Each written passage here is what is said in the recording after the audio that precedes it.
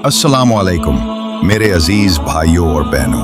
आज हम एक ऐसे रिश्ते की बात करने जा रहे हैं जो इस दुनिया में अल्लाह के बाद सबसे मुकद्दस है, हमारे प्यारे माँ बाप का रिश्ता।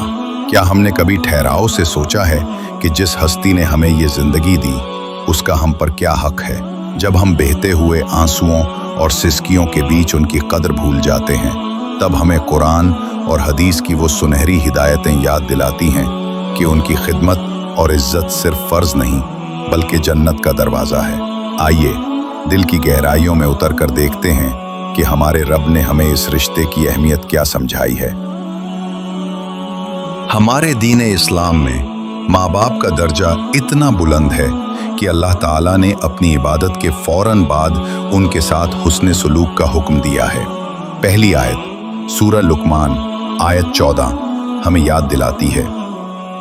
अल्लाह ताला इंसान को उसके माँ बाप के सिलसिले में नसीहत फरमा रहा है। ख़ास तौर पर माँ का जिक्र है जिसने उसे कमज़ोरी पर कमज़ोरी झील कर पीठ में रखा और 2 साल तक दूध पिलाया। इस आयत का साफ पैगाम है, मेरा शुक्र करो और अपने माँ बाप का शुक्र करो, आखिर लौट कर मेरे पास ही आना है।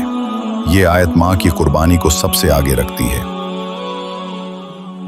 और फिर सूरत बनी इसराइल आयत 23 से 24 में तो अल्लाह ने प्यार और अहमियत की हद ही बता दी। इस आयत में अल्लाह ने अपनी इबादत के बाद माँ बाप के साथ अच्छा सलूक करने का फैसला फरमा दिया। हमें हुक्म दिया गया है कि जब वो बुढ़ापे को पहुँच जाएं तो उन्हें उफ तक न कहो और ना उन्हें झड़को, बल्कि उनसे इज्जत और नर्म लहजे में बात करो। और फिर दुआ मांगने की तलकीन की, ऐ मेरे रब, उन पर ऐसे ही रहम फरमा जैसा कि उन्होंने बचपन में मेरी परवरिश की। उन आयतों के बाद क्या हमारे दिल में कोई शुबा बाकी रहता है जब अल्लाह ने सूरह उन्निसा आयत 36 में भी इसी बात को दोहराते हुए फरमाया, अल्लाह की इबादत करो और उसके साथ किसी को शरीक ना करो और माँ बाप के साथ अच्छा सलूक करो। ये वो बुनियादी तालीमात हैं जिनको नज़रअंदाज करना सबसे बड़ी नादानी है। ऐसे ही नहीं है कि नबी करीम सल्लल्लाहु अलैहि वसल्लम ने माँ बाप की खिदमत को इतनी अहमियत दी। आप सल्लल्लाहु अलैहि वसल्लम ने तो इस अमल को अजीम तरीन जिहाद पर भी मुकद्दम रखा है। हज़रत अब्दुल्ला बिन मसूद की मशहूर हदीस मुबारका इस दिल को हिला देने वाली दास्तान सुनाती है। और नबी करीम ने वालदैन से नेकी करने के अमल को जिहाद फी सबीलिल्लाह पर मुकद्दम रखा है। जैसे कि हज़रत अब्दुल्ला बिन मसूद की हदीस में है, वो कहते हैं कि मैंने पूछा, ए अल्लाह के रसूल, अल्लाह को सबसे ज़्यादा कौन सा अमल पसंद है? आपने फरमाया, अपने वक्त पर नमाज की अदायगी। मैंने पूछा, फिर कौन सा? आपने फरमाया, वालदैन से बेहतर सलूक। मैंने पूछा, फिर कौन सा? फरमाया, अल्लाह की राह में जिहाद।